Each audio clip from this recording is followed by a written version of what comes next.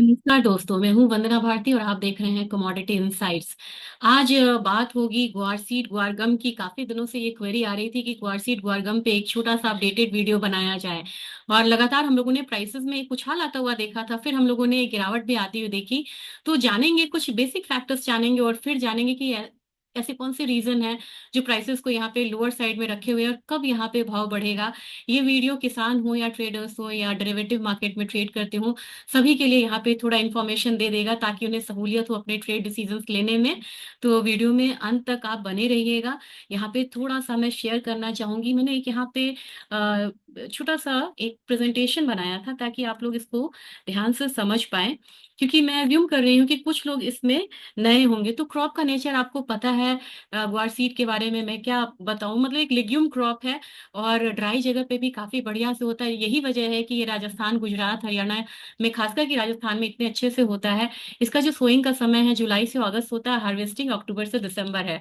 यानी कि अगर अभी का आप समय देखें तो लगभग अब यहाँ पे क्रॉप बहुत कम आ रहा है मार्केट में, और काफी 20,000 बोरी इस तरीके का यहाँ पे अराइवल्स आ रहा है, जिसकी वजह से प्राइसेस थमा हुआ है। और क्रॉप का ड्यूरेशन 6 महीने का होता है। अब आप बोलेंगे आप हमें बाई प्रोडक्ट्स क्यों बता रहे हैं, तो जो ग्वारगम है बहुत डायनामिक यूज होता है और क्रूड ऑयल से इसका सीधा सीधा संबंध है, क्योंकि क्रूड ऑयल की जब ड्रिलिंग होती है इसमें ग्वारगम का जो स्टिकी पदार्थ है वो यूज किया जाता है। और ये ऐसी कमोडिटी है, आपको जान के आश्चर्य होगा, जिसमें कि हम एक एक्सप्लोसिव भी इससे बनता है और ये ब्यूटी प्रोडक्ट में भी यूज होता है और खाने की चीजों में भी यूज होता है। तो बहुत डायनामिक इसका यूज है, इंडस्ट्री इसकी ग्रो कर रही है। लेकिन कुछ ऐसी चीजें हैं जिसकी वजह से प्राइसेस अभी बढ़ नहीं रही है, क्योंकि यूएस में भी काफी ज्यादा इंपोर्ट करके वहां पे भी माल है और स्लीक वाटर का भी बहुत ज्यादा फर्क इस पे पड़ जाता है। और ग्वारकम का अगर 23 में देखिए तो थोड़ा भाव में सपोर्ट आया था, क्योंकि ग्वारमिल का एक्सपोर्ट अचानक से बहुत बढ़ गया था। लेकिन ग्वारमिल का जो भाव होता है वो ज्यादा नहीं होता है। अब जैसे कि ग्वारगम आपको मान लीजिए कि 10,500 का यहाँ पे क्विंटल होगा, तो ग्वारमिल के प्राइसेस आपको 3500 के करीब होंगे, यानी कि तीन एक तिहाई इसका एक दाम रहता है। तो मेरे ख्याल से अगर ग्वारगम का एक्सपोर्ट ज्यादा बढ़े तो प्राइसेस पे इम्पैक्ट ज्यादा आता है, जबकि ग्वारमिल पे अगर एक्सपोर्ट बहुत ज्यादा बढ़ जाता है तो बहुत ज्यादा इम्पैक्ट देखने को नहीं मिलता है, लेकिन इम्पैक्ट आता तो है। और यही रीजन था कि 23 में हम लोगों ने प्राइसेस में एक सहारा आता हुआ देखा था। इस बार ग्वारमिल की भी जो एक्सपोर्ट है वो बहुत ज्यादा होती हुई नहीं दिख रही है। तो यूजेस में मेन आपको ऑयल वेल ड्रिलिंग है। और मैं आगे आपको रिग काउंट्स जो बढ़ रहे हैं, आप बोलेंगे कि रिग काउंट्स का एक क्वेरी आई थी कि रिग काउंट से क्या मतलब है। जो रिग्स होते हैं जहां ऑयल प्रोड्यूस किया जाता है वहीं पे यूज होता है ग्वारगम का, और उसकी संख्या बढ़ रही है। ये मैं आगे चार्ट्स में आपको दिखाऊंगी। फिर हम अगर आगे बढ़ें तो हम देखेंगे कि ग्वारगम, आप लोग बोलते हैं ना क्रूड ऑयल प्राइसेस ऊपर जाएगा तो ग्वारगम प्राइसेस ऊपर जाएगा। ऐसा नहीं होता है। क्रूड ऑयल प्राइसेस तो बीच में बहुत ऊपर गया था, लेकिन ग्वारगम लगातार नीचे ट्रेड कर रहा है। ग्वारगम का असल जो कोरिलेशन होता है वो रिग काउंट से होता है। ये जुलाई 24 तक का डेटा है। आप देखेंगे ये जो सफेद में है, ये लाइन आपको दिखा रहा है ग्वारगम प्राइसेस, और ये हरा वाला आपको टोटल रिग काउंट है। तो आप देखिए कि रिग काउंट जैसे जैसे गिरा है ग्वारगम के प्राइसेस गिरे हैं, फिर रिग काउंट स्टेबल हुआ है, ग्वारगम का प्राइस स्टेबल हुआ है। अब रिग काउंट्स यहाँ पे बढ़े तो हमारा ग्वारगम का प्राइस भी बढ़ा, हालांकि यहाँ पे एक डिप लिया था। लेकिन अगेन यहाँ पे देखेंगे कि रिग काउंट्स हमारा कम हुआ तो ग्वारगम प्राइसेस धीरे धीरे करके यहाँ पे थोड़ा सा डाउन साइड आता हुआ दिखा। तो यहाँ पे आप कह सकते हैं कि 80% कोरिलेशन होता है। लेकिन ये बहुत वो हो जाता है जब हम इसका direct correlation crude oil prices से निकालते हैं। हाँ, इनडायरेक्ट तो है कि क्रूड ऑयल प्राइसेस अगर बहुत ज्यादा होगा तो हम रिग काउंट्स की संख्या को बढ़ाते हैं। लेकिन अब जब ट्रम्प की सरकार आई है तो ये रिग काउंट की संख्या यहाँ पे बढ़नी शुरू हुई है। ये आपको मैं दिखाऊंगी कैसे नंबर्स बढ़ रहे हैं। और जैसे जैसे रिग काउंट्स बढ़ेंगे वैसे वैसे एक जो सपोर्ट है वो आता हुआ दिखेगा। अब आप कहेंगे कि अभी का ये तो बेसिक हुआ, अभी आपको क्या ट्रिगर्स लग रहे हैं जिसकी वजह से प्राइसेस जो हैं एक प्रभावित हो रहा है और लोअर साइड आ रहा है। एक तो है कि आवश्यकता अनुसार हमारी जो बाइंग है वही व्यापारी यहाँ पे कर रहे हैं। इसके बाद है कि बाजार में कोई नया संकेत नहीं मिल रहा है कि आने वाले इस टाइम में आपको एक्सपोर्ट डिमांड बढ़ेगा जिसकी वजह से प्राइसेस यहाँ पे बढ़ेगा। यानी आने वाले समय में आपको ये भी नहीं है कि इसकी बुआई जो है वो कम होगी, या मौसम में कोई बहुत बड़ा फेरबदल नहीं है। कच्चे तेल की कीमतों में कमजोरी और बढ़ती आर्थिक चिंताएं। अब कहेंगे कि आर्थिक चिंता कहाँ है, तो ट्रम्प की सरकार के आने के बाद ही पहले भी थी और इनके आने के बाद काफी सारी चीजें यहाँ पे बदल रही हैं। काफी सारे टैरिफ को लेके वॉर है और कच्चे तेल की कीमत भी कम आ रही है। कच्चे तेल की कीमत इसलिए कम आ रही है क्योंकि ट्रम्प बोल रहे हैं कि प्रोडक्शन को बढ़ाओ और बढ़ाओ। तो कच्चे तेल की कीमत आएगी तो एक असर जो है वो इसकी ग्वारगम ग्वारसीड के प्राइसेस पे देखने को मिलता है। नवंबर 24 में आपको जो निर्यात था वो कम रहा, लेकिन दिसंबर से जनवरी 25 के बीच में अमेरिका से मांग बढ़ने के कारण इसमें वृद्धि की संभावना है। अब जैसे ही डेटा आता है तो मैं आपसे शेयर करूंगी। और प्रमुख व्यापारिक केंद्रों पर आपूर्ति में कमी आई है और दैनिक आवक 20,000 बोरियों से नीचे आ गई है। ये मैंने आपसे शुरू में ही कहा था कि 20,000 बोरी से नीचे आ गई है। और किसान भाई से निवेदन है, ट्रेडर्स भाई से निवेदन है कि आप लोगों को किसी तरीके की कोई जानकारी हो तो कमेंट्स में जरूर लिखें इसमें। और निर्यात संभावनाओं में सुधार है। अब यहाँ पे है कि ऊंचे भंडार स्तर है और आर्थिक गतिविधि में संभावित मंदी के कारण ग्वार की कीमत में जो बढ़त होगी वो सीमित यहाँ पे हो सकती है, तो ये जानना काफी जरूरी है। एक जो हमारे व्यूअर्स हैं उन्होंने बोला था कि सीजनैलिटी के हिसाब से आप बताइए कि प्राइसेस कहाँ मूव करेंगे। आपके लिए हम लोगों ने ये चार्ट यहाँ पे बनाया है।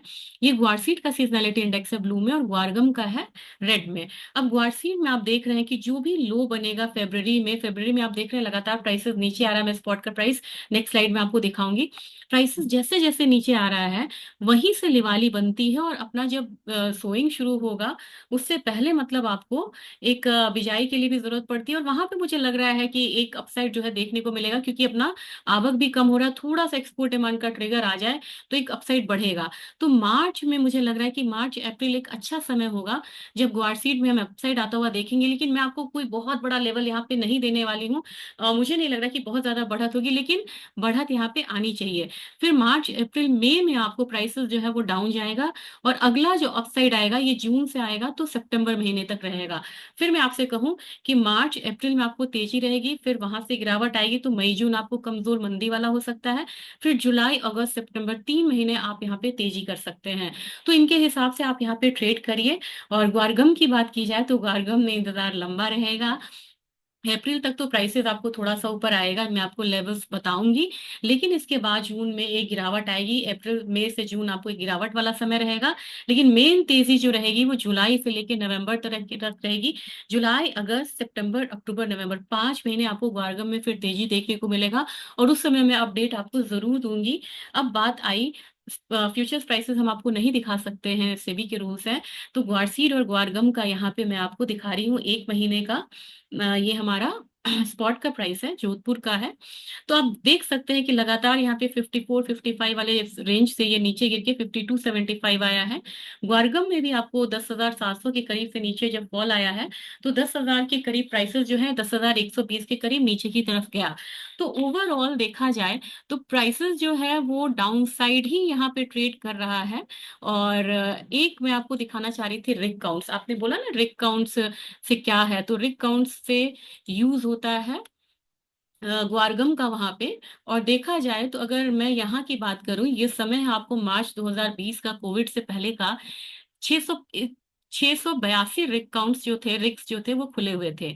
ये जब कोविड आया तो ये कम होके 180 हो गया। ये तो मैं समझी कि एक्स्ट्रॉर्डिनरी टाइम था। यहाँ से फिर बढ़ना शुरू हुआ तो फिर ये आ गया 627। फिर हम लोगों ने एक मंदी आती हुई देखी और यहीं से ग्वार भी आपको याद होगा कि गिरा था। तो यहाँ पे हम लोगों ने 503 तक नीचे आता हुआ देखा। फिर 497 आया है ऐसे। अब यहाँ पे ये नीचे से 472 से धीरे धीरे धीरे धीरे ये बढ़ना शुरू हो रहा है। तो करीब आपको 500-550 आता है तो इसका रिफ्लेक्शन प्राइसेस में देखने को मिलेगा। अब आप कहेंगे नंबर्स में, तो मैं आपको नंबर्स में दिखाऊंगी। ये ट्रम्प का शासन है। ट्रम्प जब यहाँ पे आए थे 20 जनवरी को उन्होंने शपथ लिया था तो 576 था। 31 को ये 582 हुआ, 586, 588, 592। तो धीरे धीरे यहाँ पे टोटल रिग काउंट्स जो हैं वो यहाँ पे बढ़ते हुए नजर आ रहे हैं। जिसकी वजह से अब उम्मीद है कि हल्की गिरावट के बाद, लेकिन हल्की गिरावट आएगी इससे मैं इनकार नहीं कर सकती हूँ। इसके बाद प्राइसेस ऊपर बढ़ेंगे। अब थोड़ा प्राइस के बारे में जानना जरूरी है। हम लोगों ने 5,000 से नीचे आते हुए ग्वारसीड को नहीं देखा है। अगले महीने में भी लग रहा है कि आपको 5200 से लेके 5100 आपको एक बहुत बढ़िया बेस है। और वहां से अगर थोड़ी गिरावट आती भी है तो 5100 से नीचे की गिरावट नहीं आएगी। 51-5200 में बेस है, एक सपोर्ट है। और अगर अपसाइड आता है तो 5600 से मेरा पहला मतलब लक्ष्य रहेगा, वहां तक ये कमोडिटी मार्च में जा सकती है 5600। और 5600 के ऊपर अगर स्टेबल होती है तो हमारा अगला टारगेट यहाँ पे 57 5750 का होगा, 5750 का। तो नीचे में 51-5200 का एक सपोर्ट रहेगा। ऊपर में एक बार 5600 से ऊपर क्लोजिंग हो जाती है तो अगला जो लक्ष्य हम यहाँ पे 5750 का रहेंगे। ऐसे ही आप व्यापार कर सकते हैं। रही बात ग्वारगम की, तो ग्वारगम ग्वारसीड से ज्यादा कमजोर होता हुआ दिख रहा है, क्योंकि यहाँ पे एक्सपोर्ट की दिक्कत है। और दूसरी चीज है कि एलसीडीएक्स में माल पड़ा हुआ है, ग्वारगम का ज्यादा पड़ा हुआ है। और जो भी ग्वारसीड होता है उसको ग्वारगम में कन्वर्ट करके यहाँ पे रख रहे हैं मिलर्स। तो इसकी वजह से भी ग्वारगम की अवेलेबिलिटी यहाँ पे ज्यादा है। और रुपया कमजोर हो रहा है, ये एक पॉजिटिव फैक्टर है। लेकिन 9975 यानी कि 9975 से 9950 का स्तर तोड़ता है तब तो ज्यादा कमजोरी है। अगर वहां से एक बार अपसाइड आता है तो 10,700-800 तक मार्च से लेके अप्रैल तक आपको देखने को मिलेगा।